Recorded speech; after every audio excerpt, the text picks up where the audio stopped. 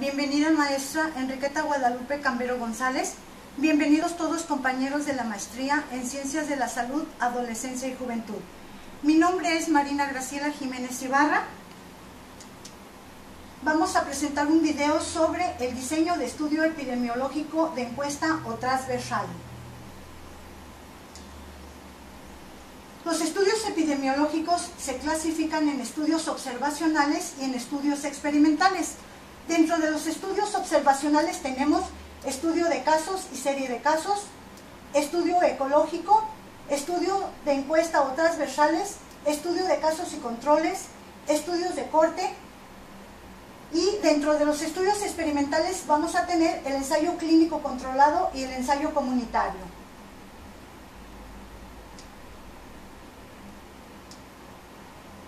El objetivo de cualquiera de estos diseños que acabamos de mencionar es medir y calcular con la mayor precisión y exactitud posible dichas determinaciones. Estudio de encuesta o transversales. Es un tipo de estudio, como habíamos dicho, observacional.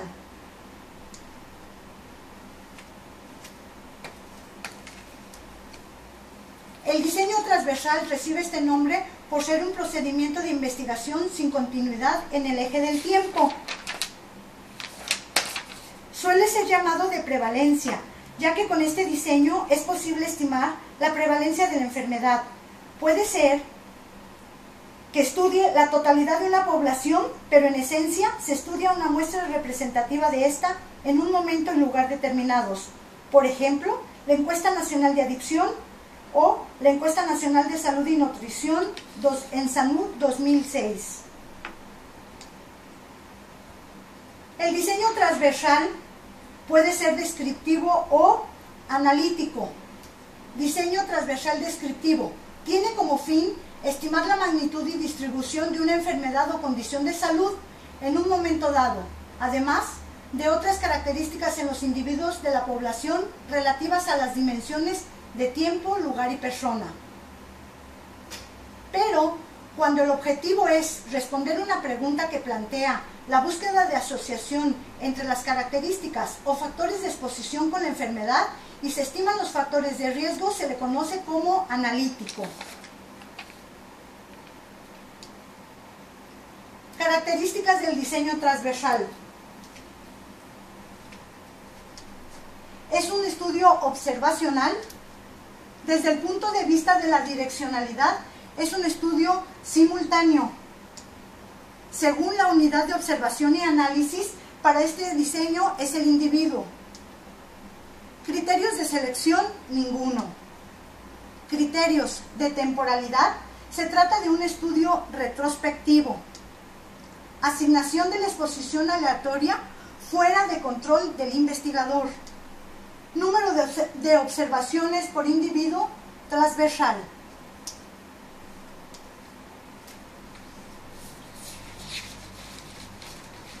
También se debe determinar el tamaño de la muestra y el tipo de muestreo.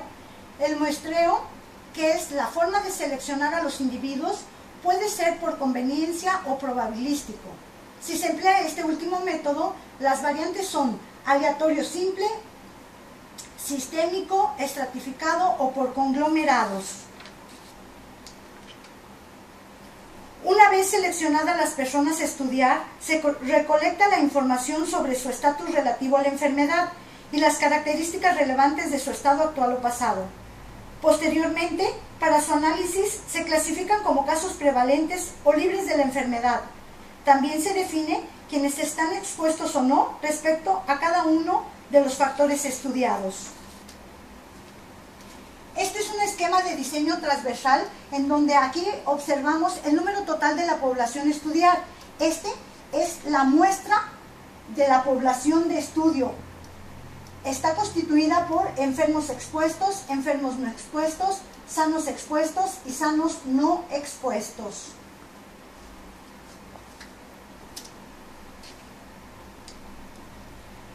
Dentro de las ventajas del estudio transversal podemos encontrar las siguientes.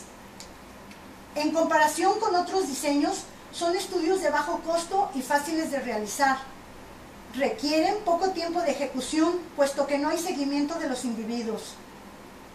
La información se puede obtener a través de cuestionarios. Ventajas. Generan información de alto valor administrativo para la gestión y planeación de salud, porque identifican las necesidades de salud y a los grupos vulnerables. Proporcionan estimadores de prevalencia, prevalencia de la enfermedad, prevalencia de la exposición a los factores de riesgo estudiados. Ventajas. Permiten estudiar varias enfermedades o exposiciones, lo que los hace útiles para generar hipótesis etiológicas que puedan ser evaluadas con otros diseños. Se puede tener un buen control de la selección de los sujetos de estudio. Dentro de las desventajas del estudio transversal, vamos a mencionar las siguientes. Por lo regular, no se establece relación causal, pues no se sabe si se presentó primero la causa o el efecto, ya que ambos se miden de manera simultánea. A esto se le conoce como ambigüedad temporal. Solo es posible hacer conjeturas tentativas sobre factores presentes al momento de estudio. Cuando se identifica alguna asociación estadísticamente significativa y tienen sustento teórico, a esta variable se le denomina factor asociado y no factor de riesgo como en otros diseños. La información de la exposición es vulnerable a errores de medición, en especial si es recogida de modo retrospectivo. Desventajas. Tal vez haya sobrerepresentación de enfermos con larga supervivencia o con mejor curso clínico, por tanto, no son representativos de todos los casos. No es eficaz para estudiar enfermedades raras, letales o de corta supervivencia, a menos que se estudien muestras grandes como las encuestas nacionales.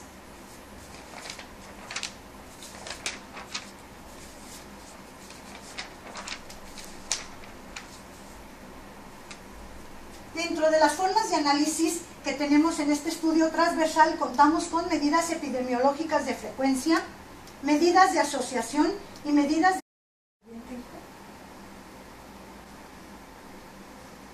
epidemiológicas de frecuencia.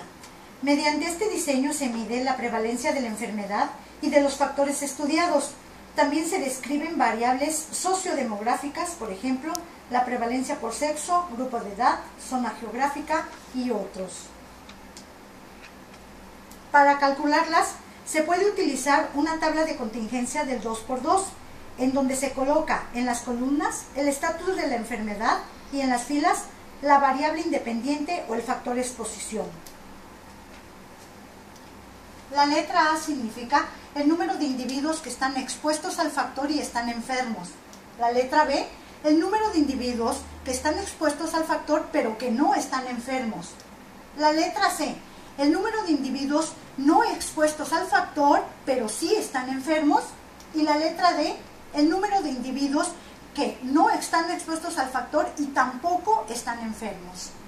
En los marginales nos dan los totales y así resulta lo siguiente. Sumar A más B nos da NI, que es el número total de individuos expuestos. Sumar C más D nos da NO, que es el número total de individuos no expuestos. Sumar A más C nos da MI, que es el número total de individuos enfermos. Sumar B más D nos da MO, que es el número total de individuos no enfermos. La letra N significa el total de individuos de la muestra.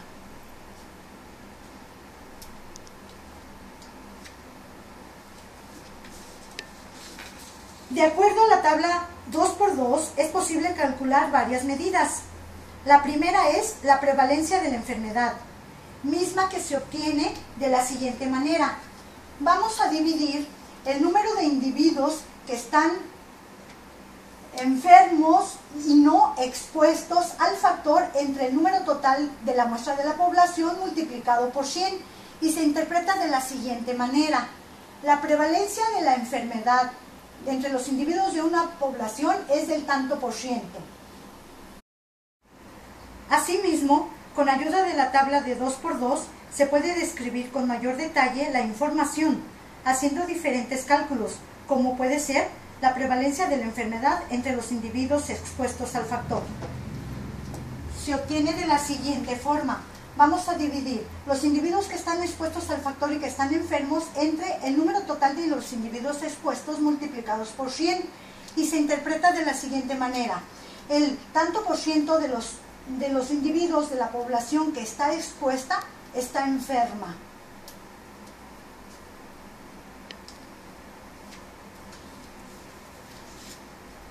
También la prevalencia de la enfermedad entre los individuos no expuestos al factor se obtiene de la siguiente manera. Vamos a dividir el número de individuos que no están expuestos al factor y que están enfermos entre el número total de individuos que no están expuestos al factor multiplicados por 100. Se interpreta de la siguiente manera. El tanto por ciento de los individuos de la población que no está expuesta al factor se encuentra enferma.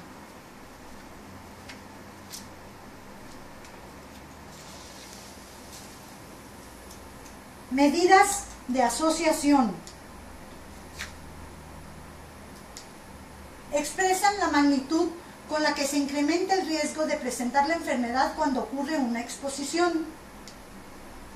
En los estudios transversales, la magnitud o fuerza de asociación entre las variables de exposición y la enfermedad se estima considerando el tipo de enfermedad bajo estudio. Esto es, cuando el valor calculado es igual de ambas, razón de prevalencia y razón de momios de prevalencia, que se interpretan iguales. Si el valor es igual a 1, se dice que no hay asociación entre la enfermedad y el factor de exposición. Si es mayor a 1, se dice que existe una asociación entre la enfermedad y el factor de exposición. El valor se interpretará como el número de veces que aumenta el riesgo de enfermedad entre los que están expuestos respecto a los que no estuvieron expuestos. Si es menor a 1, se dice que posiblemente el factor estructurado sea un factor protector para esa enfermedad, siempre y cuando cumpla con los criterios de causalidad.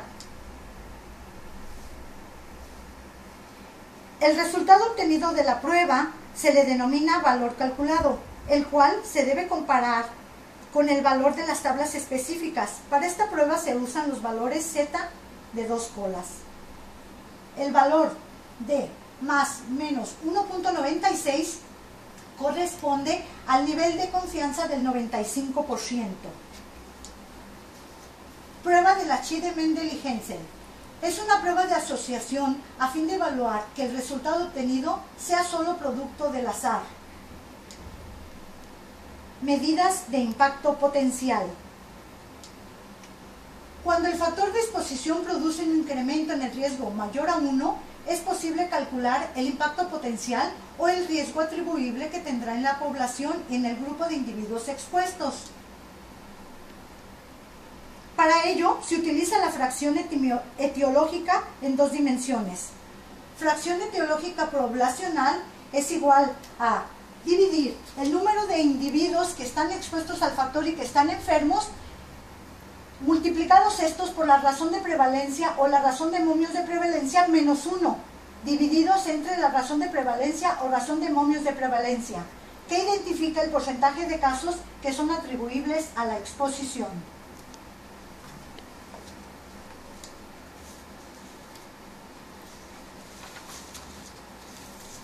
Fracción etiológica en el grupo de expuestos. Se obtiene al dividir la razón de prevalencia o la razón de momios de prevalencia menos 1 entre la razón de prevalencia o razón de momios de prevalencia. Esta medida identifica la proporción de casos ocurridos a la exposición.